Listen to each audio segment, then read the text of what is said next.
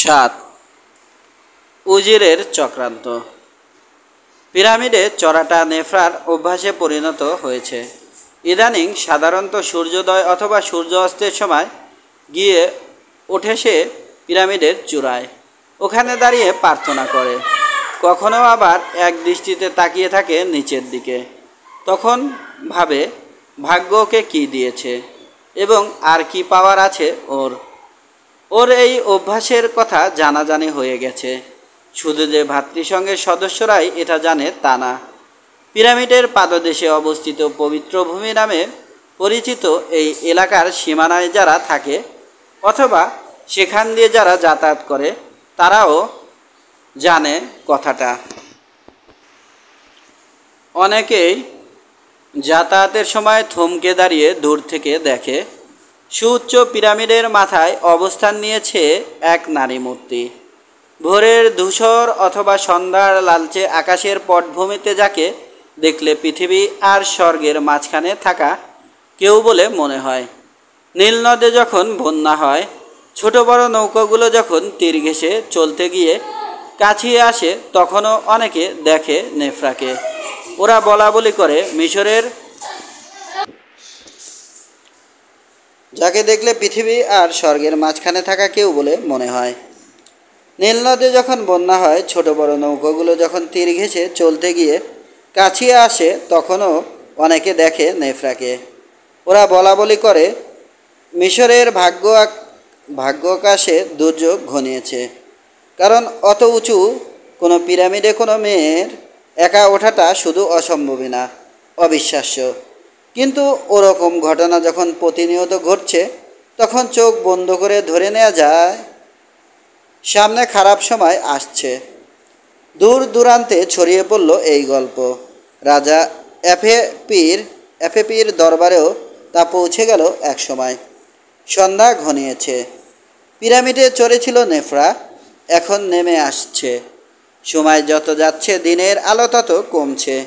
নেফরা বুঝতে পারল যেদিক দিয়ে সে যে গতিতে নামছে, যদি সেদিক দিয়ে সেভাবে নামতে থাকে তাহলে পাদদেশে পৌঁছানোর আগেই রাত হয়ে যাবে।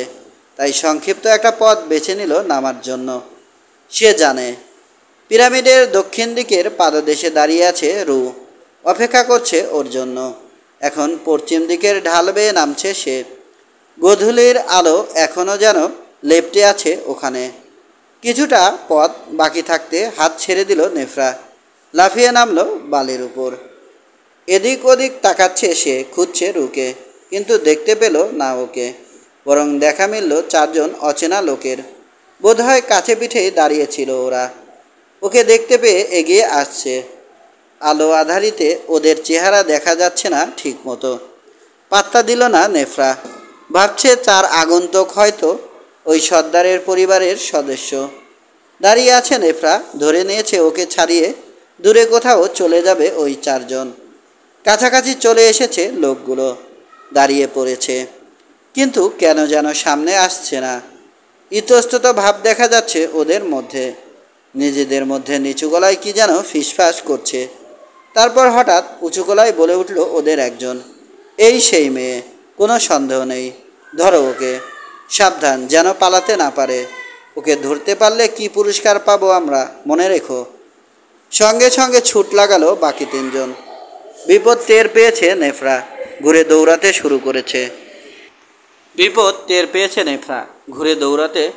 শুরু করেছে। কিছু দূর গিয়েই অদ্ভুত দক্ষতায় লাফিয়ে চলল পিরামিডের একদিকের ঢালে। ইচ্ছা আছে ঢাল বেয়ে উঠে চলে যাবে চার গুন্ডার নাগালের বাইরে, কিন্তু তাড়াহুড়ো করতে গিয়ে পা পিছলে গেল ওর। হরহর করে নেমে এলো বেশ কয়েক ফুট। ওটাই যথেষ্ট ছিল লম্বা চওড়া এক গুন্ডার জন্য। হাত বাড়িয়ে খপ করে চেপে ধরল সে নেফরার একটা টাকনো। হ্যাসকা এক টান মেরে বালির উপর এনে ফেলল বেচারিকে। রু, চিৎকার করে উঠল নেফরা, বাঁচাও রু, আমাকে ধরে নিয়ে যাচ্ছে ওরা। রু বুঝতে পারেনি। নামতে নামতে দিক বদল করেছে নেফরা। উপরের দিকে তাকিয়েছিল সে। ওর দৃষ্টি থেকে হঠাৎ করেই উধাও হয়ে যায় মেয়েটা। অস্বস্তি বোধ করতে শুরু করে রু, কারণ এই জায়গায় দ্রুত নেমে আসে রাতের অন্ধকার। পিরামিডের চারপাশে চক্কর দেওয়ার সিদ্ধান্ত নেয় সে। পশ্চিম দিকের পাদদেশে পা রেখেছে মাত্র। এমন সময় ওর কানে এলো নেফরার চিৎকার। সঙ্গে সঙ্গে ছুট লাগালো ও সে। মাটিতে পড়ে আছে নেফরা। ওকে ঘিরে ধরেছে চারজন লোক। সঙ্গে করে আনা দড়ি দিয়ে ওর হাত পা বাঁধায় ব্যস্ত তিনজন। অন্যজন লিলিনের একটা ব্যান্ডেজ বাঁধছে ওর মুখে, যাতে আর চিৎকার করতে না পারে সে। সিংহের মতো হুঙ্কার ছাড়ল রু। এক হাতে ধরা বিশাল হাত কুড়ালটা তুলে ফেলেছে মাথার উপর। নেফরার মুখ বাঁধছিল যে সেই সবার আগে দেখল রুকে। ঘনিয়ে আসা অন্ধকারের পটভূমিতে তীরবেগে ছুটে আসছে কুচকুচে কালো বিশালদেহী কিছু একটা। সিংহের মতো গর্জন করছে সেটা। দেখে কলিজা শুকিয়ে গেল ওর। ভাবল ওটা নিশ্চয় পিরামিডের পবিত্রতা রক্ষাকারী কোনো প্রেতাত্মা। লাফিয়ে উঠে দাঁড়ালো। ব্যান্ডেজ বাঁধা বাদ দিয়ে দৌড়ে পালানোর জন্য ঘুরেছে, কিন্তু ওকে সে সুযোগ দিল না রু। ছুটে এসে হাত কুড়ালের প্রকাণ্ড এক কোপ মারল সে লোকটার মাথায়। খুলি ফাটিয়ে দিয়ে অনেক গভীরে ঢুকে গেল নৃশংস ফলা। দাঁড়ানো অবস্থা থেকে কাত হয়ে একদিকে পড়ে গেল লোকটা। তার আগেই মারা গেছে। ওর মাথার ভেতর থেকে হাত কুড়ালটা বের করে নেয়ার সুযোগ পেল না রু। বাকি তিনজন এখনও ঠিক বুঝে উঠতে পারেনি কি হচ্ছে আসলে। এখনও ওদের ধারণা ক্ষুধার্ত একটা সিংহ হামলা চালিয়েছে ওদের এক সঙ্গীর উপর। কিন্তু মুহূর্তের মধ্যে ভুল ভাঙল ওদের একজনের। কারণ ওর থেকে মাত্র দুহাত দূরে বুক চিতিয়ে দাঁড়াতে দেখেছে রুকে। কোনো মানুষ যে এত বিশালদেহী হতে পারে তা বুঝতে পেরে যার পর নাই আশ্চর্য হয়ে গেছে। কিন্তু বেশিক্ষণ থাকলো না ওর সেই অনুভূতি। সাপের মতো ছোবল দেওয়ার ভঙ্গিতে এক হাত চালালো রু। টুটি চেপে ধরল লোকটার। এক হাতে ধরে রেখেই শূন্যে তুলে ফেললো ওকে। অসহায় সঙ্গীকে সাহায্য করার জন্য এগিয়ে এলো আরেকজন। ওরও একই হাল করল রু। দুই হাতে দুই গুন্ডার গলা টিপে ধরেছে রু। চাপ বাড়াচ্ছে, দম বন্ধ করে মেরে ফেলতে চায়। ওই অবস্থাতেই ঝাঁকাতে শুরু করলো সে ওদেরকে। তারপর চতুর্থ এবং শেষ গুন্ডার রক্ত পানি করে দিয়ে এক হাতে ধরা এক গুন্ডার মাথার সঙ্গে সর্বশক্তিতে বাড়ি মারল অন্য হাতে ধরা গুন্ডাটার মাথা। খুলি ফাটার বিভৎস কিন্তু স্পষ্ট আওয়াজ পাওয়া গেল। দুজনই মারা গেছে নিশ্চিত হওয়ার পর যেন কোলবালিশ ছুঁড়ে ফেলে দিচ্ছে এমন ভঙ্গিতে লাশ দুটো ছুঁড়ে ফেলে দিল রু। চতুর্থ লোকটার হাতে একটা ছুরি দেখা যাচ্ছে। ওটা দিয়ে সে রুকে আঘাত করবে নাকি নেফরাকে খুন করবে ঠিক বোঝা যাচ্ছে না। এমন সময় ওর পিলে চমকে দিয়ে আরও একবার সিংহের হুঙ্কার ছাড়ল রু। ভয়ে দাঁড়িয়ে গেল লোকটা। ওর সব সাহস শেষ। ছুরিটা আপনা আপনি ছুটে গেছে ওর হাত থেকে। দৌড়ে পালাচ্ছে সে। এক লাফে ছুরির কাছে গিয়ে হাজির হলো রু। ওটা তুলে নিল বালি থেকে। তারপর ছুঁড়ে মারল পলায়নরত লোকটার উদ্দেশ্যে। অন্ধকারে ঠিক বোঝা গেল না কি ক্ষতি হয়েছে লোকটার, তবে একটা আত্মচিৎকার শোনা গেল। লোকটা যেদিকে গেছে সেদিকে দৌড় দিতে যাচ্ছিল রু, কিন্তু নেফরা বলল, না, ফিরে এসো, ওদের সঙ্গে আরও লোক থাকতে পারে। বিনা বাক্য ব্যয়ে আদেশ পালন করল রু। নেফরার কাছে ফিরে এসে ঝুঁকে পড়ে ওকে বালি থেকে তুলে নিল সে। এক হাতে বুকের সঙ্গে এমনভাবে জড়িয়ে ধরেছে মেয়েটাকে যেন সে কোনো বাচ্চা। অন্য হাতে খুঁজে নিল ওর হাত কুড়াল। তারপর এক মুহূর্ত দেরি না করে ছুট লাগালো ভাতৃসংঘের আস্তানার উদ্দেশ্যে। আপনার পিরামিড খেলা এখানেই শেষ, লেডি, বলল কর্কশ গলায়। কাঁপছে, ভয় না। কি থেকে নিস্তার পেয়েছে নেফরা তা ভেবে। আজ তুমি না থাকলে গলা কাঁপছে নেফরার। শিক্ষা হয়েছে আমার। নামিয়ে দাও আমাকে রু, দম ফিরে পেয়েছি। নেফরার উপর হামলার ঘটনাটা সবার আগে জানতে পারলেন লেডি কেম্মাহ। তারপর ভাতৃসংঘের সবাই। ভয় আর আতঙ্ক ছড়িয়ে পড়ল তাদের মাঝে। এমনকি তাও ঘাবড়ে গেছেন। শুধু রয়কে দেখে মনে হচ্ছে যেন কিছুই হয়নি। যারা মিথ্যা বলতে পারেন না তারা আমাকে জানিয়েছিলেন, বললেন তিনি, মেয়েটার কোনো ক্ষতি হবে না, তাই তাকে তার ইচ্ছা মতো চলতে দিয়েছি আমি। চেয়েছিলাম যদি কখনো খারাপ কিছু ঘটে তাহলে তা থেকে যেন শিক্ষা নেন তিনি। তারপরেও আমি বলবো, বিপদ মাত্র শুরু হলো। এখন থেকে সতর্ক অবস্থায় থাকতে হবে আমাদের সবাইকে। রুর হাতে যারা মারা গেছে তাদের লাশ নিয়ে আসার জন্য লোক পাঠালেন তিনি। ওদেরকে বললেন যদি সম্ভব হয় তাহলে যে গুন্ডা পালিয়ে গেছে তাকে যেন জীবিত ধরে আনে। কিন্তু জীবিত তো পরের কথা, মৃত অবস্থাতেও পাওয়া গেল না লোকটাকে। বালির উপর কিছু দূর পর্যন্ত রক্তের দাগ রেখে এগিয়ে গেছে সে। তারপর এক জায়গায় গিয়ে হারিয়ে গেছে সব চিহ্ন। তার মানে রক্তপাত খুব সম্ভব বন্ধ করে ফেলতে পেরেছে। বুদ্ধি খাটিয়ে বালি ছেড়ে পাথরের জমিনের উপর দিয়ে হেঁটেছে, তাই ওর পায়ের চিহ্ন পাওয়া গেল না। যাদের লাশ নিয়ে আসা হলো তাদেরকে এক নজর দেখেই যা বোঝার বোঝা গেল। তিনজনেই আটি গোত্রের। দুজনের পরনে এমন পোশাক যা সচরাচর পরতে দেখা যায় না রাজা অ্যাপেপির দরবারের লোকদের। তৃতীয়জনকে দেখলে বলা ভালো, লোকটার জামাকাপড় দেখলে পথপ্রদর্শক বলে মনে হয়। এই লোকের মাথাতেই কুড়ালের কোপ মেরেছে রু, মাথাটা দুই খণ্ড হয়ে গেছে। কবর দেয়া হলো না ওই তিনজনকে, বরং শেয়াল শকুনের জন্য ছুঁড়ে ফেলা হলো ওদের লাশ। তার আগে ওদেরকে অভিশাপ দিলেন রয়, পরজন্মে বা পরকালে কখনোই শান্তি পাবে না ওরা। নেফরার পিরামিডে ওঠা বন্ধ হয়ে গেল পুরোপুরি। টেনিসের রাজদরবার। লোকটা আহত, চেহারা দেখে বোঝা যাচ্ছে যার পর নাই ক্লান্ত সে। ওর পিঠে ব্যান্ডেজ বাঁধা, থেকে থেকে কেসে উঠছে সে। তখন রক্ত বেরিয়ে আসছে মুখ দিয়ে। সম্ভবত জখম হয়েছে ওর ফুসফুস। টলতে টলতে ঢুকলো সে দরবারে। এখানে প্রায় সবাই চেনে ওকে, তাই ভিতরে আসতে অসুবিধে হলো না। উচ্চপদস্থ একজন অফিসারের কাছে গেল লোকটা, বলছে কি ঘটেছে। পুরোটা শোনার আগেই রেগে গেলেন ওই অফিসার। গলা চড়িয়ে ডাকলেন একজন মহাফেজকে। হাজির হওয়া লোকটার প্রতিটা কথা লিখে রাখতে বললেন।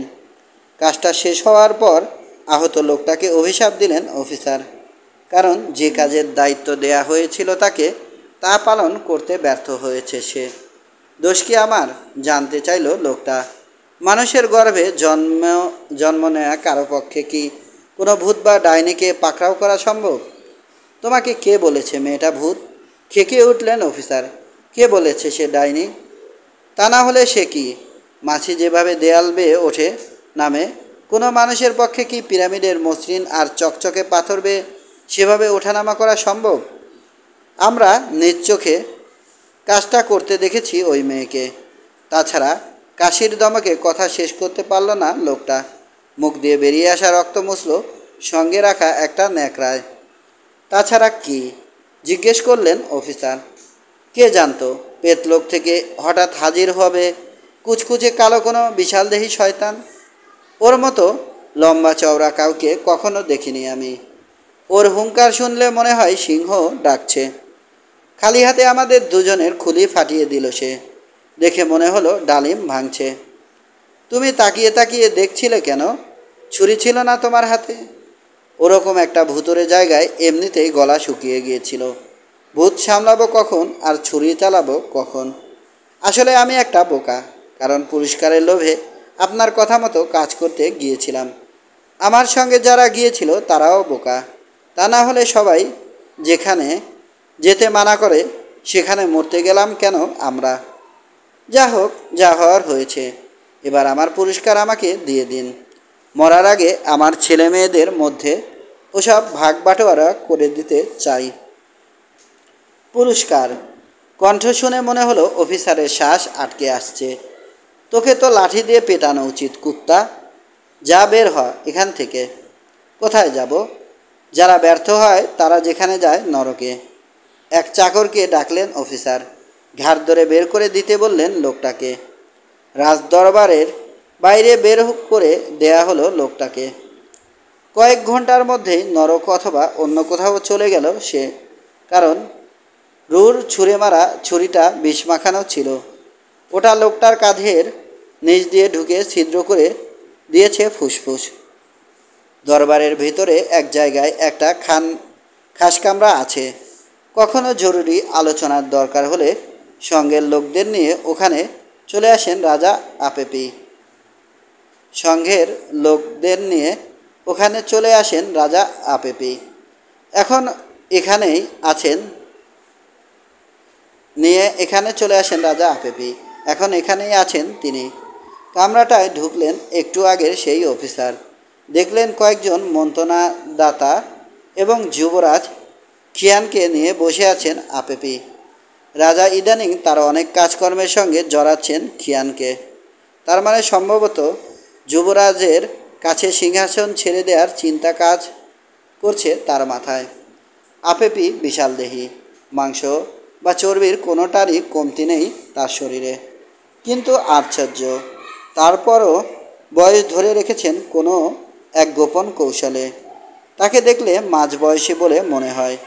আঠি গোত্রের বেশিরভাগ সদস্যের মতোই তার নাকটা বাঁকানো, পুঁথির মতো ছোট ছোট দুই চোখ কালো। গোত্রের প্রায় সব সদস্যের মতোই তিনি ভীষণ বদরাগী, প্রতিশোধপরায়ণ ও সন্দেহপ্রবণ। কিন্তু তার সঙ্গে তার ছেলে খিয়ানের অনেক পার্থক্য। সে আসলে ওর মার মতো হয়েছে, ভদ্র মহিলা, মিশরীয় সম্ভ্রান্ত বংশের রক্ত ছিল তার শরীরে। তাকে যতটা না সাংসারিক প্রয়োজনে, তার চেয়ে অনেক বেশি রাজনৈতিক কারণে বিয়ে করেছিলেন আপেপি। কিন্তু বিয়ের পর টের পান লক্ষ্মী একটা মেয়েকে বউ হিসেবে পেয়েছেন। আস্তে আস্তে ভালোবেসে ফেলেন স্ত্রীকে। তাই খিয়ানকে জন্ম দিতে গিয়ে যখন মারা যান ভদ্রমহিলা, তারপর আর বিয়ে করেননি তিনি। রানীর মর্যাদা দেননি কাউকে। তবে বেশ কয়েকজন উপপত্নী আছে তার। খিয়ান এখন পরিপূর্ণ একজন যুবক, নম্র ভদ্র সে, দৃষ্টি কোমল। আটিদের স্বভাব চরিত্রের প্রায় কিছুই নেই ওর মধ্যে। যথেষ্ট শক্তি রাখে শরীরে, একই সঙ্গে সুদর্শন। শরীরটা যেমন চটপটে, বুদ্ধিও তেমন প্রখর। কিছুটা ভাবুক প্রকৃতির, পড়তে ভালোবাসে। একজন সৈনিক সে, একই সঙ্গে একজন শিকারী।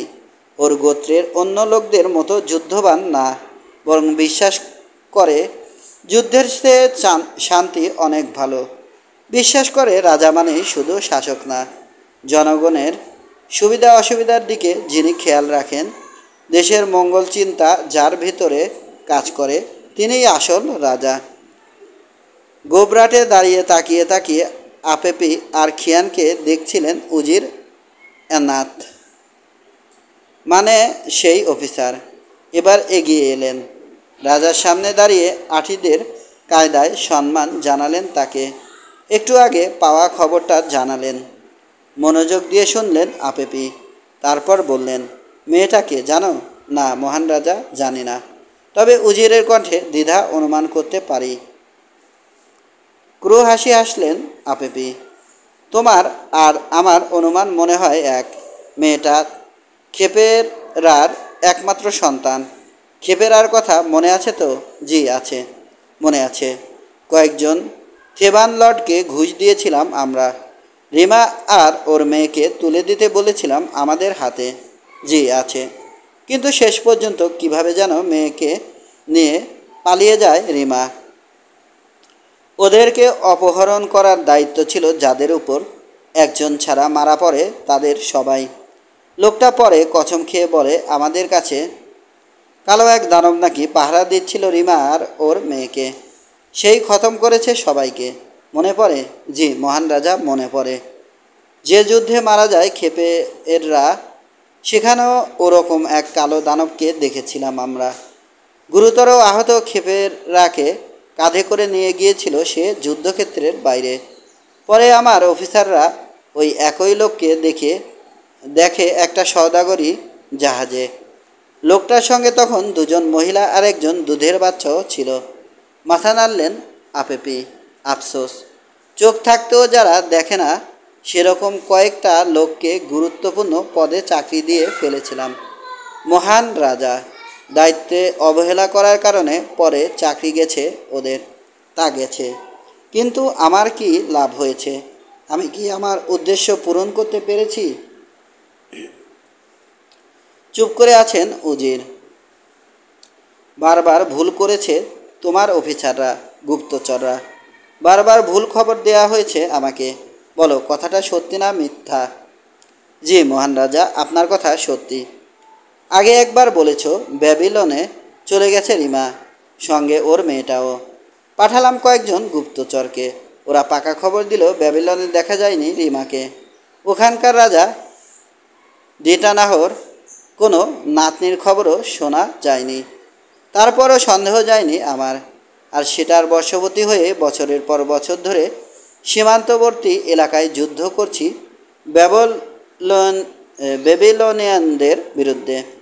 অথচ এখন আমাকে শুনতে হচ্ছে আমারই নাকের ডগায় এই মিশরেই লুকিয়ে আছে মিশরের রাজকুমারী নামে পরিচিত ওই মেয়ে। আফেফির কথার জবাব দিতে সাহস পাচ্ছেন না উজির। মাথা নিচু করে তাকিয়ে আছেন মেঝের দিকে। তোমাদের মতো অকর্মাদের কারণে কি হয়েছে জানো? খেপে গেছেন আপনি, খেপে গেছেন আফেফি। নীল নদের উৎপত্তি স্থল থেকে সাগর পর্যন্ত এবং নদের দুই তীরের প্রতিটা শহর আর গ্রামে একটা গুজব ছড়িয়ে পড়েছে। বলা হচ্ছে বেঁচে আছেন মিশরের রানী এবং সিংহাসনের দখল নেয়ার জন্য অচিরেই দেখা দেবেন তিনি। বলা হচ্ছে মেমফিসের পিরামিড আর সমাধিগুলোর আড়ালে থাকা এক ভাতৃসংঘের আশ্রয়ে আছেন তিনি আপাতত, যে সংঘের নাম ব্রাদারহুড অব দ্য ডন। শুনেছি মহান রাজা, মিনমিন করে বললেন উজির। শুনেছ? গর্জে উঠলেন আফেফি। তাহলে বলো, আমার সঙ্গে পরামর্শ না করে ওই সংঘের উপর গুপ্তচরগিরি করার জন্য লোক পাঠাতে কে বলেছিল তোমাকে? ওই গুপ্তচরদেরকে পুরস্কারের লোভ দেখাতে কে বলেছিল তোমাকে? আমার ভুল হয়ে গেছে মহান রাজা, আমি ক্ষমা চাই। একটু যেন নরম হলেন আফেফি। একজন বিশ্বাসঘাতকও নেই ওই সঙ্গে, জানো। সেক্ষেত্রে তুমি কিভাবে আশা করতে পারো সফল হবে তোমার লোকেরা? আশা করতে পারি না, হয়তো সে কারণেই ব্যর্থ হয়েছে ওরা। তোমার লোকেরা পিরামিড বেয়ে নেমে আসতে দেখলো মেয়েটাকে, পাকড়াও করলো ওকে। মেয়েটা যদি রক্ত মাংসের না হতো তাহলে ওকে ধরতে পারতো। সাহায্যের জন্য চিৎকার করলো মেয়েটা। সঙ্গে সঙ্গে হাজির হয়ে গেল এক কালো দানব। খেয়াল করো, আবার সেই কালো দানব। কাজেই দুয়ে দুয়ে যোগ করে আমি বলতে চাই, ওই মেয়েই নেফরা, মিশরের রাজকুমারী, এবং ওর বাবাকে যুদ্ধক্ষেত্রের বাইরে নিয়ে গিয়েছিল যে ইথিওপিয়ান, আর এবার ওকে রক্ষা করলো যে কালো দানব। দুজনে একই লোক। ঠিক বলেছেন মহান রাজা, আপনার অনুমানের তুলনা হয় না। আপনার মতো বুদ্ধিমান রাজা কখনো ছিলেন না মিশরে, ভবিষ্যতেও আসবেন না কেউ। মন্ত্রণার দাতাদের পক্ষ থেকে এই জাতীয় তোষামোদী কথা শেষ হওয়ার পর আফেফি আবার বললেন, ব্যাপারটা আমাদের জন্য বিপজ্জনক হয়ে যাচ্ছে। আমরা মেষপালকের জাত। আমাদের পূর্বপুরুষরা হানা দিয়েছিল মিশরে। উত্তরে সমৃদ্ধ নগর আর জনপদ যা ছিল তার প্রায় সব দখল করে নিয়েছিল। তখনকার ফারাওকে তাড়িয়ে দিয়েছিল থেবেসে। সিংহাসন এখন পর্যন্ত আমার দখলে। ঘুষ দিয়ে কিনে রাখা হয়েছে থেবেসের লর্ড আর পুরোহিতদের। তারপরও বিপদ কমেনি। ব্যাবিলনিয়ানদের বিরুদ্ধে যুদ্ধ করতে করতে আমরা দুর্বল হয়ে গেছি। আমাদের অনেকেই মিশরীয় মেয়েদের বিয়ে করেছে, অথবা মিশরীয় ছেলেদের কাছে মেয়ে বিয়ে দিয়েছে। আমি নিজেও রানী বানিয়েছিলাম এক মিশরীয় মেয়েকে। কাজেই আমরা শুধু সামরিক দিক দিয়েই না, জাতিগতভাবেও কিন্তু দুর্বল হয়ে যাচ্ছি। থামলেন আফেফি, একটু দম নিলেন, তারপর আবার বলতে লাগলেন, মিশরীয়দের হাড়ে হাড়ে চিনি আমি। ওরা একগুয়ে কোনো কিছু করার সংকল্প করলে তা করে ছাড়ে। নিজেদের প্রাচীন ইতিহাস, ঐতিহ্য আর হাজার বছর ধরে যেসব রাজা ওদেরকে শাসন করেছে তাদের রক্তের প্রতি সাংঘাতিক টান আছে ওদের। ওরা যদি কখনো জানতে পারে সেই রাজকীয় রক্ত গায়ে নিয়ে কেউ আসলেই বেঁচে আছে মিশরে, তাহলে কি হবে ভাবতে পারো? নীল নদে বন্যা হলে যে অবস্থা হয় সেভাবে গণজাগরণ তৈরি হবে, আর তা সেফ ভাসিয়ে নিয়ে যাবে আমাদেরকে। আমি নিজেও জানি না কোথায়। আবারও থামলেন তিনি, কি যেন ভাবলেন কিছুক্ষণ, তারপর বললেন, সুতরাং আমার কথা হচ্ছে রানী বা রাজকুমারী যাই হোক, ওই মেয়েকে খতম করতে হবে। শেষ করে দিতে হবে ব্রাদারহুড অব দ্য ডন নামের ওই ভ্রাতৃসংঘকে। চুপ করে আছেন সবাই। রাজার মতের বিপক্ষে কিছু বলার সাহস হচ্ছে না কারো। নিজের চেয়ার ছেড়ে উঠে দাঁড়ালো যুবরাজ কিয়ান। অন্য সবাই যেভাবে সম্মান জানায় আপেপিকে সেভাবে সম্মান জানালো। তারপর বলল, আমার কয়েকটা কথা বলার আছে। প্রাচীন মিশরের ইতিহাস, ঐতিহ্য আর রহস্য নিয়ে অনেক কিছু পড়েছি আমি। ব্রাদারহুড অব দ্য ডন সম্পর্কেও জানি। সংঘটা পুরনো, সদস্যরা সবাই শান্তিপ্রিয়। তলোয়ারের বদলে নিজেদের চেতনা দিয়ে লড়াই করে ওরা। সংঘটা গোপন কিন্তু খুব শক্তিশালী। মিশরের আনাচে কানাচে হাজার হাজার সমর্থক আছে ওদের। এমনকি এই দরবারেও থাকতে পারে। সমর্থক আছে দূর দেশেও, বিশেষ করে ব্যাবিলনে। সংঘের নেতৃত্বে আছেন আধ্যাত্মিকভাবে শক্তিশালী এক সাধু, রয় নামের অতিবৃদ্ধ এক লোক। তিনি নাকি দেবতাদের সঙ্গে কথা বলতে পারেন। সবচেয়ে বড় কথা, আমাদের পূর্বপুরুষরা কিন্তু শান্তি চুক্তি করে গেছেন পবিত্র ভূমিতে বসবাসকারী লোকদের সঙ্গে। কারণ বলা হয় সেখানে অনুপ্রবেশকারীদের জন্য অভিশাপ থাকে। আবারও রেগে গেলেন আপেপি। তোমার কথা শুনে মনে হচ্ছে তুমিও যোগ দিয়েছ ওই সঙ্গে। যেখানে আমাদের রাজত্ব থাকে কিনা তার ঠিক নেই, সেখানে শান্তি চুক্তি বা অভিশাপের কথা বলে লাভ আছে? সারা মিশরে রাজনৈতিক অসন্তোষ চলছে। ব্যাবিলোয়ান ব্যাবিলোনিয়ানদের কাছে ক্রমাগত নাজেহাল হচ্ছি আমরা। কেন? কারণ ওদের দাবি রিমার সঙ্গে অন্যায় করেছি আমরা, অথবা খুন করে গুম করেছি উল্লাস। তুমি জানো না, কয়েকদিন আগে আমাকে চিঠি পাঠিয়েছে ডিটা না। ওটা পড়ে আমার সন্দেহ বেড়েছে। মিশর থেকে খবর পাচার হয়ে যাচ্ছে ব্যাবিলনে। এই ষড়যন্ত্রকারীদের বীজদাঁত উপড়ে না ফেললে তার পরিণতি কী হবে অনুমান করতে পারো? মেয়ের নিয়তি মেনে নিয়েছে ডিটানা, কিন্তু যদি জানতে পারে ওর নাতনি বেঁচে আছে, সে কী করবে জানো? কাজেই তোমার ভালো লাগুক বা না লাগুক, আমার যা ভালো মনে হবে তা করবই। আমার যা ভালো মনে হয় তা করতেই হবে, মনে হবে তা করবই। বসে বলল কিয়ান, কিছু বলল না। উজির বললেন, মহান রাজা, যদি অনুমতি দেন একটা কথা বলো। যদি এমন কোনো কায়দা অবলম্বন করা যায় যার ফলে সাপ মরবে কিন্তু লাঠি ভাঙবে না, তাহলে কেমন হয়? কি কায়দা? মনে করুন আমরা দূত পাঠালাম সাধু রয়ের কাছে। সে গিয়ে বলবে নেফরাকে বিয়ে করে রানী বানাতে চান আপনি। প্রস্তাবটা যদি গ্রহণ করেন রয়, তাহলে ভেবে দেখুন, শান্তি চুক্তিও ঠিক থাকবে।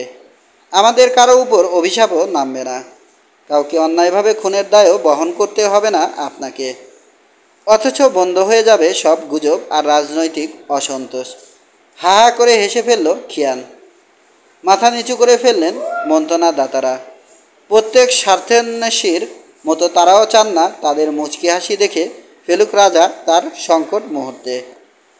উজিরের দিকে এক দৃষ্টিতে তাকিয়ে আছেন আপেপি। আস্তে আস্তে নিভু নিভু হয়ে আসছে তার চোখের আগুন। বোঝা যাচ্ছে উজিরের প্রস্তাবটা বিবেচনা করছেন তিনি। কিছুক্ষণ পর বললেন, সিংহের বাচ্চাকে হত্যাও করা যায়, আবার পোষও মানানো যায়। কিন্তু কথা হচ্ছে, ওটাকে যদি পোষ মানাও, বড় হলে ওটা সিংহই হবে। তখন তোমার কাছে থাকতেও পারে, আবার নাও পারে। তোমার দেয়া খাবার খাওয়ার বদলে মরুভূমিতে ফিরে গিয়ে নিজে শিকার করতে পারে। যা হোক, একদিক দিয়ে চিন্তা করলে তোমার বুদ্ধিটা ভালো। ওই মেয়েকে বিয়ে করতে পারলে এক হয়ে যাবে আটি রাজা আর প্রাচীন ফারাওরা। শেষ পর্যন্ত শান্তি আসবে মিশরে। খিয়ানের দিকে তাকালেন। ইচ্ছা করলে এখনও বাবা হতে পারি আমি, কিন্তু একত্রিত মিশরের সিংহাসনে আমার পরে কে বসবে তা নিয়ে সমস্যা দেখা দিতে পারে। আপেপি কি ইঙ্গিত দিয়েছেন বুঝতে পেরে আবারও হাসল খিয়ান।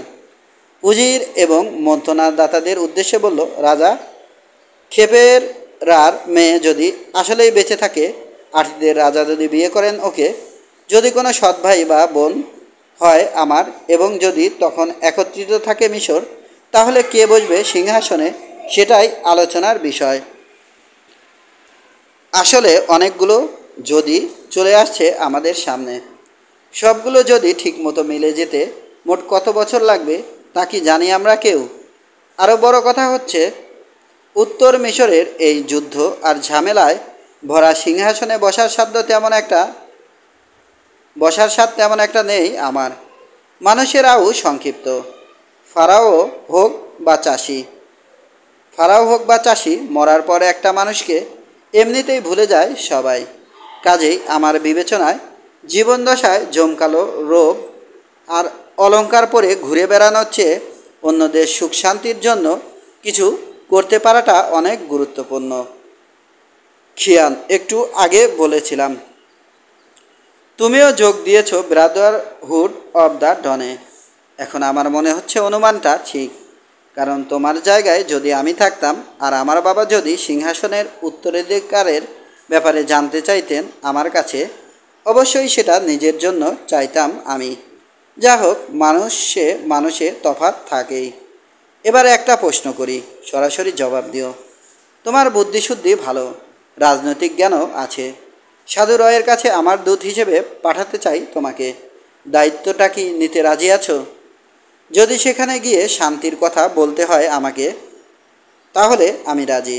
কিন্তু যদি যুদ্ধের কথা বলতে হয়, বলবে উত্তর মিশরের ফারাওয়ের অনুমতি ছাড়া একদল পাগল অনুপ্রবেশ করেছিল প্রাচীন পিরামিডের পবিত্র ভূমিতে এবং নিজেদের কৃতকর্মের মাসুল দিয়েছে। পুরো ঘটনার জন্য মহান ফারাও যার পরনায় দুঃখিত। প্রায়শ্চিত্ত হিসেবে নৈবেদ্য পাঠানো হয়েছে তার পক্ষ থেকে। তিনি চান মহান রয় যে দেবতারই পূজা করুক না কেন, তার বেদিতে যেন অর্পণ করা হয় সেসব। তিনি জানতে চান ব্যাবিলনের রাজার নাতনি এবং দক্ষিণ মিশরের এককালের রাজার মেয়ে নেফরাকে আশ্রয় দিয়েছে ভাতৃসঙ্গ, কথাটা ঠিক কিনা। যদি ঠিক হয় তাহলে মহান আপেপি এখনও বিয়ে করার মতো শারীরিক সামর্থ্য আছে যার, যিনি একজন রানী ছাড়া রাজা বিয়ে করতে চান ওই মেয়েকে। তিনি কথা দিচ্ছেন মেয়েটার গর্ভে যদি কোনো সন্তান জন্ম নেয় তাহলে তার মৃত্যুর পর পুরো মিশরের ফারাও বানানো হবে ওই বাচ্চাকে। প্রতিজ্ঞাটা লিখিত আকারে পাঠিয়েছেন তিনি, সিলমোহরও করে দিয়েছেন। থামলেন আপেপি। সবই তো মনে হচ্ছে শান্তির কথা, বলল খিয়ান, কারণ যুদ্ধের কথা এখনও বলিনি। রয়কে বলবে যদি মেয়েটা বেঁচে থাকে এবং প্রস্তাবটা প্রত্যাখ্যান করা হয়, তাহলে আমার সিংহাসন আর দেশের শান্তির বিরুদ্ধে চক্রান্তকারী হিসেবে গণ্য করা হবে পুরো ব্রাদারহুড অব দ্য ডনকে, এবং সমস্ত চুক্তি ও নিষেধাজ্ঞা ভুলে গিয়ে অভিশাপ অমান্য করে শাস্তিমূলক ব্যবস্থা নেওয়া হবে। যদি গিয়ে দেখি যে মেয়ের কথা বলেছেন উজির, সেরকম কেউ নেই সেখানে, তাহলে যে হুমকি দিয়েছি সে ব্যাপারে একটা শব্দ উচ্চারণ করবে না, সোজা ফিরে আসবে আমার কাছে, সব জানাবে। সিরিয়ার যুদ্ধ থেকে ফেরার পর এই দরবার একঘেয়ে লাগছে আমার কাছে। অন্যরকম একটা কাজের দায়িত্ব পেয়ে তাই ভালো লাগলো, কিন্তু যুবরাজ কিয়ান হিসেবে না, সাধারণ দূত হিসেবে সেখানে যেতে চাই আমি। কেন? কারণ ভাতৃসঙ্গের লোকদের মনে যদি কোনো কুমতলব থাকে আমাকে জিম্মি করতে পারে। ঠিক বলেছ। এবার আমার একটা কথা শুনে রাখো, নেফরাকে আসলেই বিয়ে করতে চাই আমি। এ ব্যাপারে সাধু রয় অথবা অন্য যে কেউ যদি বিশ্বাসঘাতকতা করে আমার সঙ্গে, আমার শত্রুতে পরিণত হবে সে। তার মৃত্যু নিশ্চিত করব আমি। উজিরের দিকে তাকালেন আপেপি। গলা থেকে একটা সোনার চেইন খুলে ছুঁড়ে দিলেন তার দিকে। চমৎকার একটা উপায় বাতলে দিয়েছ তুমি, পুরস্কার দিলাম তোমাকে। সব কিছু ভালোই ভালোই মিটে গেলে আরও বড় পুরস্কার আছে তোমার জন্য। পায়ের কাছে এসে পড়া চেইনটা তুলে নিলেন উজির। আটিদের কায়দায় সম্মান জানালেন আপেপিকে। খিয়ানের দিকে তাকালেন আপেপি। যেমনটা বলেছ, এই দায়িত্বে বিপদ আছে, যে কোনো কিছু ঘটে যেতে পারে। যদি কোনো রকম অসুবিধা মনে করো এখনই বলো, অন্য কারো খোঁজ করি। আরেকটা কথা, তুমি সাধারণ দূত হিসেবে গেলেও যে ফাঁকি দিতে পারবে ওই লোকদের, তা নাও হতে পারে। ওরা চালাক চতুর না হলে এত বছর ধরে লুকিয়ে রাখতে পারতো না নেফরাকে। ঝুঁকিটা নিলাম। উঠে দাঁড়ালো খিয়ান। যাই দেখি খুঁজে বের করা যায় কি না ওই কালো দানবের ছুরি খাওয়া লোকটাকে। জরুরি কিছু তথ্য জানা যেতে পারে লোকটার কাছ থেকে। ৮ মহাহাফেজ রাশা। মাসখানেক পর পবিত্র ভূমির সঙ্গে দিগন্ত বিস্তৃত শস্যক্ষেত আছে। এক জায়গায় কাজ করছে এক কৃষক। সে দেখলো ওর দিকে এগিয়ে আসছে অচেনা এক লোক। বেশভূষা দেখলে মনে হয় টানিসের রাজদরবারের সঙ্গে সংশ্লিষ্টতা আছে লোকটার। আরও মনে হয় সে কোনো দূত বা বার্তা বাহক। কিছু কৃষকের কাছে গিয়ে দাঁড়ালো লোকটা। হাতে ধরা প্যাপাইরাস বাড়িয়ে ধরে জানালো ওটা ব্রাদারহুড অব দ্য ডনের নেতার জন্য। দূতের দিকে বোকার মতো তাকিয়ে আছে কৃষক। কিছুক্ষণ পর বলল, কিসের ব্রাদারহুড অব দ্য ডন? কিসের নেতা? প্যাপাইরাসটা একরকম জোর করে কৃষকের হাতে ধরিয়ে দিল দূত। বন্ধু, কিসের ভ্রাতৃসঙ্গ তা তুমি না হয় খুঁজে বের করো সেটার নেতাকেও। তারপর আমার পক্ষ থেকে প্যাপাইরাসটা দিও তার হাতে।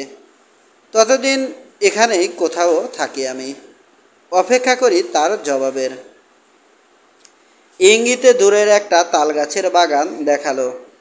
আপাতত ওখানে যাচ্ছি, ছায়াও মিলবে, আশ্রয়ও মিলবে। একদম ভোরে আর ঠিক সূর্যাস্তের সময় সহজেই দেখা পাওয়া যাবে আমার। ওই দুই সময়ে প্রার্থনা করি আমি। মাথা চুলকাচ্ছে কৃষক। হতবম্ব দৃষ্টিতে একবার তাকাচ্ছে দূতের দিকে, আরেকবার প্যাপাইরাসটার দিকে। বলল, আপনার কথা মতো কাজ করার চেষ্টা করব, কিন্তু বুঝতে পারছি না কাকে জিজ্ঞেস করব ওই সংঘের কথা। বুঝতে পারছি না কোথায় খুঁজে পাবো সংঘটার নেতাকে।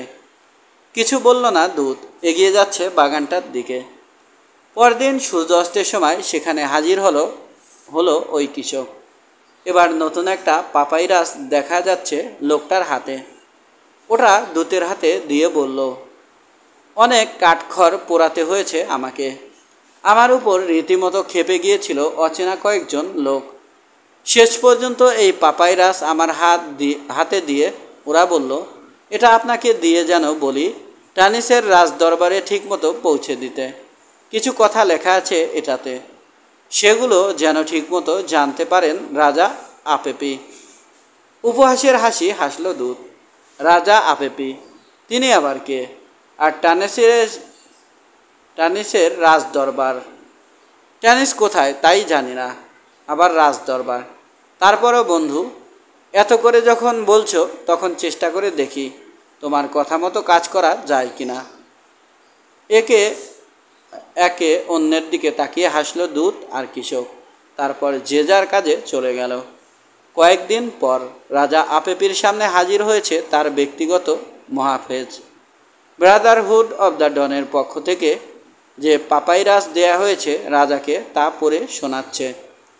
পৃথিবী শাসন করেন যে শক্তি, তার এবং তার ভিত্র মৃত্যুদেবতা ওসিরিসের নামে। বর্তমানে ট্যানিস নগরীতে বসবাসরত আটিদের রাজা আপেপি আপনাকে অভিনন্দন। রাজা, আপনি হয়তো জানেন আমরা ভ্রাতৃসংঘের সদস্যরা পিরামিডের ছায়ায় ঢাকা পবিত্র ভূমিতে থাকি। এখানে অনেক পুরনো কিছু কবর আর সমাধিসৌধ আছে। সেগুলোর সেবক বলা হয় আমাদেরকে। এখানে এমন কিছু আছে যা সম্ভবত পৃথিবীর শেষ দিন পর্যন্ত অন্যদের দৃষ্টিতে বিস্ময়ের বিষয় হয়ে থাকবে। এখানে আছে স্ফিংস, যা অন্যদের কাছে মূর্তিমান আতঙ্ক, অথচ আমাদের জন্য জ্ঞানের উৎস। রাজা, আপনার বার্তা পেয়েছি আমরা এবং তা বিবেচনা করেছি। সাম্প্রতিক সময়ে আপনারই কয়েকজন অফিসার এমন এক কাজ করেছে যা কিছুতেই মেনে নেওয়া যায় না। শেষ পর্যন্ত পবিত্র ভূমির অভিশাপ কিন্তু ওদের উপরেই নেমেছে। যে বা যারা একই কাজ করবে অথবা করার চেষ্টা করবে। আপনি নিশ্চিত থাকুন একই পরিণতি হবে তাদেরও। যে বা যারা আমাদের সঙ্ঘের পবিত্রতা নষ্ট করবে অথবা করার চেষ্টা করবে, আমাদের গোপনীয়তা ভাঙবে অথবা ভাঙার চেষ্টা করবে, আমরা নিশ্চিত একই পরিণতি হবে তাদেরও। রাজা, আপনার বার্তায় আপনি বলেছেন বিশেষ একটা উদ্দেশ্যে এবং জরুরি একটা প্রয়োজনে একজন দূত পাঠাতে চান আমাদের কাছে। কী সেই উদ্দেশ্য বলেননি, কী সেই প্রয়োজন জানাননি। তারপরও আমরা একমত হয়েছি আপনার পাঠানো দূতকে গ্রহণ করব, সমাদর করব, তিনি যেই হন না কেন। তবে একটা শর্ত আছে, সম্পূর্ণ একা আসতে হবে তাকে, কারণ পবিত্র ভূমির সীমানায় একজনের বেশি আগন্তুককে ঢুকতে দেওয়াটা আমাদের নিয়মের বাইরে। যদি এই শর্তে রাজি থাকেন তাহলে আপনার দূতকে আগামী পূর্ণিমায় পাঠিয়ে দেবেন তালগাছের ওই বাগানে, যেখানে আপনার বার্তাবাহকের কাছে হস্তান্তরিত হয়েছে এই পাপাইরাস। সেখানে আমাদেরই কেউ খুঁজে দেবে তাকে, তারপর পথ দেখিয়ে নিয়ে আসবে আমাদের কাছে। আরেকটা কথা, আপনার দূত যদি কোনো ক্ষতি না করেন আমাদের কারো, নিশ্চিত থাকুন তারও কোনো ক্ষতি হবে না। চিঠি পড়া শেষ। যুবরাজ খিয়ানকে ডেকে পাঠালেন আপেপি। চলে যেতে বললেন মহাফেজকে। খিয়ান আসার পর ওকে চিঠির বিষয়বস্তু জানিয়ে বললেন, এখনও সময় আছে, ভালো মতো ভেবে বলো সেখানে যেতে চাও কি না। আসলেই সম্পূর্ণ একা যেতে হবে তোমাকে, সম্পূর্ণ একা থাকতে হবে। সমস্যা কি? ওদের কোনো ক্ষতি করার ইচ্ছে থাকলে আমি একা থাকলেও করতে পারবে। আমার সঙ্গে আরও 10 জন থাকলেও করতে পারবে। ইতিহাস সাক্ষী, দেহরক্ষী থাকার পরও অবলীলায় খুন করা হয়েছে অনেক দেশের অনেক রাজাকে, কাউকে এমনকি রাজপ্রাসাদেও। কিছু বললেন না আপেবি। খিয়ান বলে চলল, তাছাড়া তালগাছের বাগানে যদি একজনের বেশি দুজনও যায়, ভাতৃসংঘের পক্ষ থেকে কেউ নিতে আসবে না আমাদেরকে। গোজগাছ সেরে ফেলো তাহলে। আমার পক্ষ থেকে যে চিঠি দেওয়ার কথা তা আগামীকাল তোমাকে দেবে উজির। কিছু নির্দেশনা থাকবে তোমার প্রতি, সেগুলো জানাবে। আর যে জাহাজে করে মেমফিসে যাবে তুমি, সেটার ক্যাপ্টেন তোমাকে পৌঁছে দেবে জায়গা মতো। আমি চাই নিরাপদে ফিরে আসো তুমি, চাই সঙ্গে করে নিয়ে আসো ওই মেয়েটাকে, এবং ওর খেদমতগার হিসেবে যদি কোনো মেয়ে বা মহিলা থাকে তাহলে তাকেও।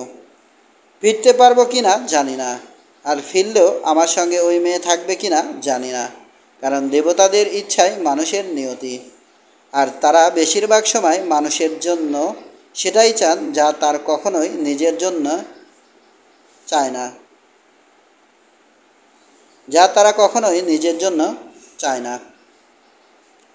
পরদিন রওনা হয়ে গেল খিয়ান। আপেপির দেয়া পাপাইরাসটা আছে ওর সঙ্গে। ভাতৃসংঘের সদস্যরা যে দেবতারই পূজা করুক না কেন, তার জন্য নৈবেদ্য হিসেবে আছে বেশ কিছু স্বর্ণ। রাজকুমারী নেফরার জন্য আছে অনেকগুলো রত্নপাথর আর রত্নপাথর বসানো অলঙ্কার। পবিত্র ভূমিতে যুবরাজ হিসেবে যাচ্ছে না খিয়ান, বরং টেনিসের রাজদরবারের একজন মহাফেজ হিসেবে যাচ্ছে।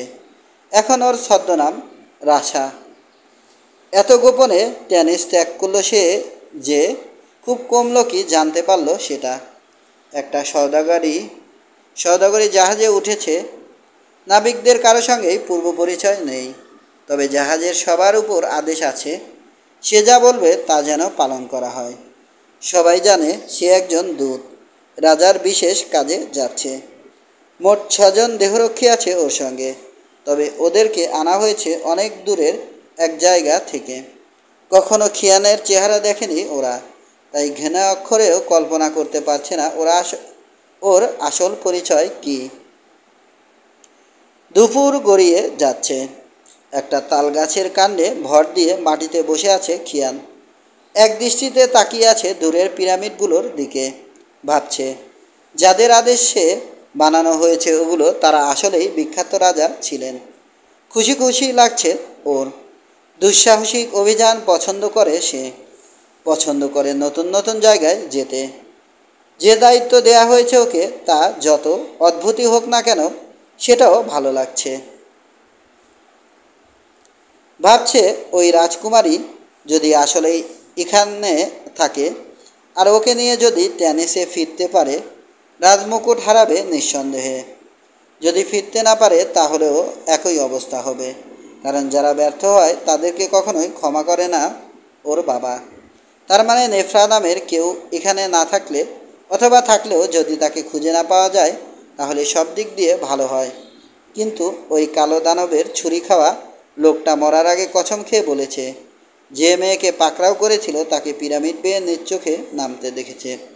বলেছে ওই মেয়ে নাকি খুবই সুন্দরী, এত সুন্দরী কাউকে কখনো দেখেনি সে।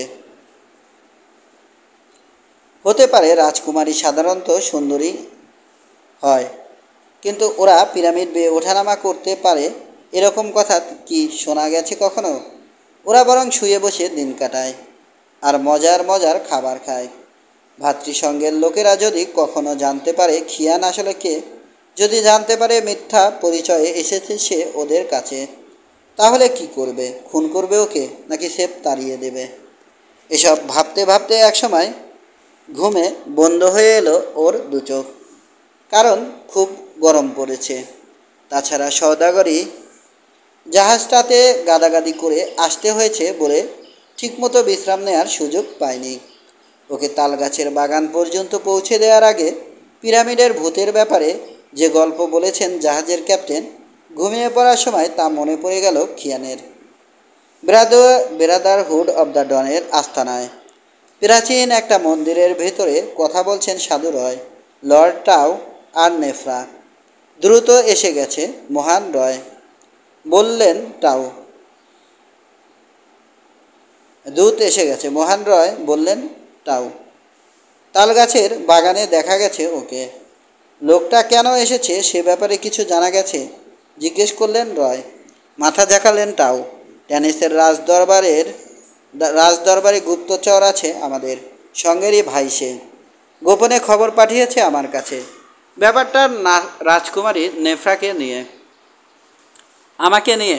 আশ্চর্য হয়ে গেছে নেফরা। মানে? ওর দিকে তাকালেন টাও। সেদিন একটা ভুল করেছে রু। 4 হামলাকারীর মধ্যে 3 জনকে খতম করেছে সে, কিন্তু একজনকে মারতে পারেনি। টেনিসের রাজদরবারে গিয়ে ওই লোক জানায় আজ থেকে অনেক বছর আগে থেবেছে ফাঁদ পেতেও যাদেরকে গ্রেপ্তার করতে পারেননি আপেপি, সম্ভবত তাদেরই একজনকে দেখা গেছে এখানে। ভাতৃসঙ্গের আশ্রয়ে বাস করছে সে। রাজা তখন 2 2 4 মিলে আপনার পরিচয় অনুমান করে নেন। আপেপি সাংঘাতিক ধূর্ত, বললেন রয়। শুধু ধূর্তই না, বলছেন টাও। সিদ্ধান্ত নিতেও দেরি করেন না তিনি। আরেক ধূর্ত লোক উজির এনাথ বুদ্ধি পরামর্শ দিয়েছেন তাকে, ফলে রাজকুমারী নেফরাকে এখন বিয়ে করতে চাইছেন আপেপি। অথচ প্রথমে ঠিক করেছিলেন খুন করে ফেলবেন তাকে।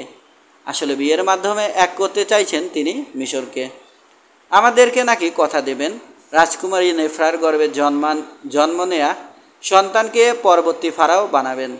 দীর্ঘশ্বাস ফেললেন। আজই এসে হাজির হলো ওই দূত।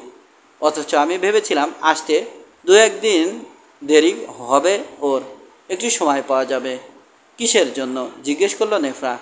আপনার মনে আছে কি না জানি না, অনেক আগে বলা হয়েছিল একটা অনুষ্ঠানের মাধ্যমে আপনাকে মিশরের রানী হিসেবে গ্রহণ করে নেব আমরা। আমার হিসেব অনুযায়ী আজকের রাতটা সে অনুষ্ঠানের জন্য সম্পূর্ণ উপযুক্ত। যা হোক, আপেপিকে বিয়ে করার ব্যাপারে আপনার কি মত? একটা অথবা 100টা মুকুরের কাছে বিক্রি হওয়ার মতো মেয়ে না আমি, শীতল কণ্ঠে বলল নেফরা। যে লোক আমাদের পারিবারিক শত্রু তাকে বিয়ে করব? লোকটা একটা চোর, মিশরের সিংহাসন চুরি করেছে সে, জোর খাটিয়ে এবং প্রতারণা করে দখল করে রেখেছে সেটা। সে বয়সে আমার বাবার সমান হবে। আমাকে বিয়ে করার চিন্তা এলো কি করে ওর মাথায়? কি করে ভাবলো? সে প্রস্তাব দেয়া মাত্র রাজি হয়ে যাব? আমি কি ভুলে গেছি আমার বাবার খুনিকে? আমি কি ভুলে গেছি যখন দুধের বাচ্চা ছিলাম তখন আমাকে আর আমার মাকে খুন করার পরিকল্পনা করেছিল কে? কখনো দেখেও নি আমাকে, অথচ স্বার্থসিদ্ধির জন্য বউ বানাতে চাইছে। আমি কোনো আরব ঘোড়া নাকি? ইচ্ছা হওয়া মাত্র যত খুশি দামে আমাকে কিনে নিয়ে ঢোকানো যাবে না আসত বলে। দরকার হলে সবচেয়ে উঁচু পিরামিড থেকে লাফিয়ে পড়ে আত্মহত্যা করব, তবু বিয়ে করব না ওই শয়তানটাকে। সেটাই ভেবেছিলাম আমি। রয়ের ঠোঁটের কোণায় মুচকি হাসি। ভয় পাবেন না রাজকুমারী, ব্রাদারহুড অব দ্য ডন যতদিন আছে ততদিন আপনার কোনো ক্ষতি করতে পারবে না আপেপি নামের ওই নেকড়েটা। টাউয়ের দিকে তাকালেন। শুধু কি বিয়ের প্রস্তাবই দিয়েছে আপেপি, নাকি আরও কিছু বলেছে? রাজকুমারী নেফরাকে যদি তুলে দেয়া না হয় তার হাতে, তাহলে নাকি যুদ্ধের ঘোষণা দেবেন তিনি ব্রাদারহুড অব দ্য ডনের বিরুদ্ধে। আরেকবার মুচকি হাসলেন রয়। অনেক আগের একটা গল্প মনে পড়ে যাচ্ছে। একবার এক দুষ্টু ছেলে বনে গিয়ে একটা সাপের গর্ত দেখতে পেল।